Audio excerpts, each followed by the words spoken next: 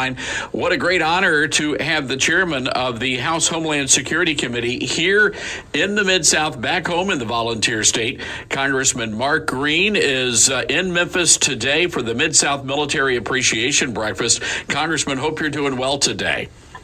Todd, doing great. Hope you are as well. Congressman, we are, and of course, we want to talk about this breakfast in just a moment. But the breaking news about an hour or so ago, the military releasing that video footage of the Russian fighter jet taking down our U.S. drone. I want to get your reaction to that. Yeah, sure. No, I mean, Vladimir Putin's been a bully. You know, the Russians have been bullying in this kind of manner for a very long time. They invade our airspace occasionally over in Alaska. It's more of a test there. They buzz our ships in a very aggressive manner. It's all attempting to, elicit a response. But yeah, this has been going on for really decades. I know in Syria, where our forces were together, I talked to a F-22 pilot just yesterday, who talked about it happening all the time, and they just basically ignore them. And I think that probably pisses Putin off more.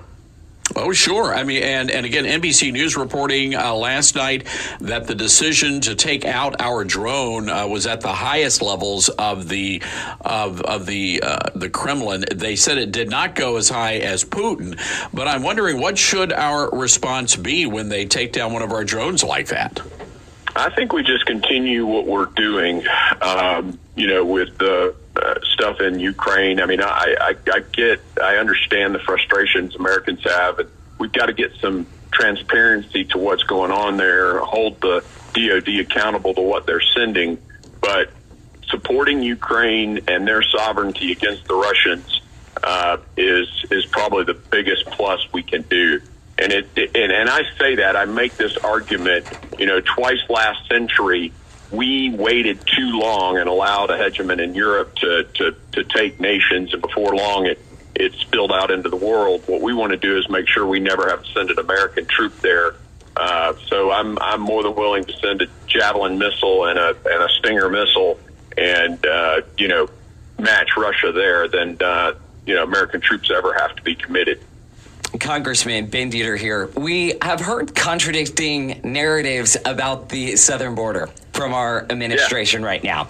And I know you explained really to the nation, but to DHS, what Operation Control means about our southern border. What was the biggest takeaway from your committee meeting on Capitol Hill yesterday? Well, we were actually down in McAllen, Texas. We picked the entire committee up and went to Texas to have the border hearing, the hearings actually on the border where the crisis is. And I have always thought, you lead from the front, and, whether you're a military guy, you can't make a plan without good intelligence. You don't read a book and then go do brain surgery.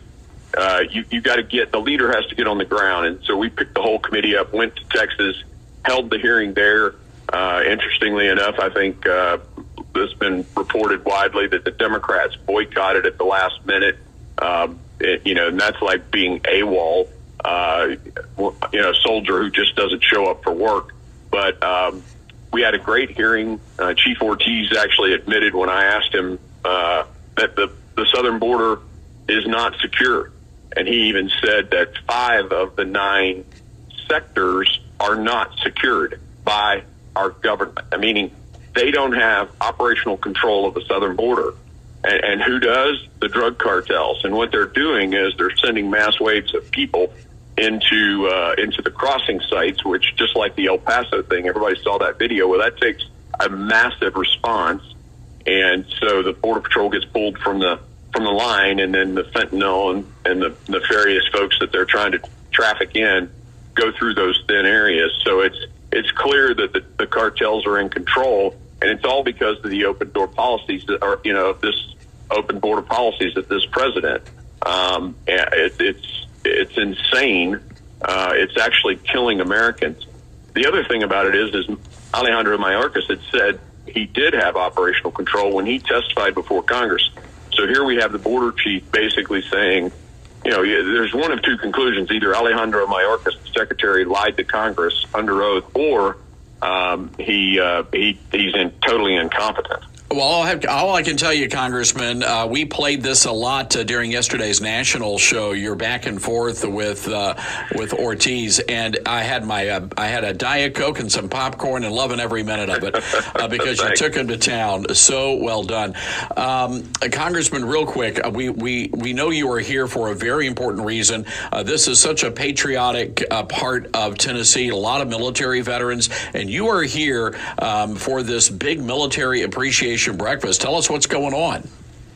Yeah, so the Millington area is obviously, just like the rest of Tennessee, very pro-veteran, and we want to honor the men and women who sacrificed for our freedom.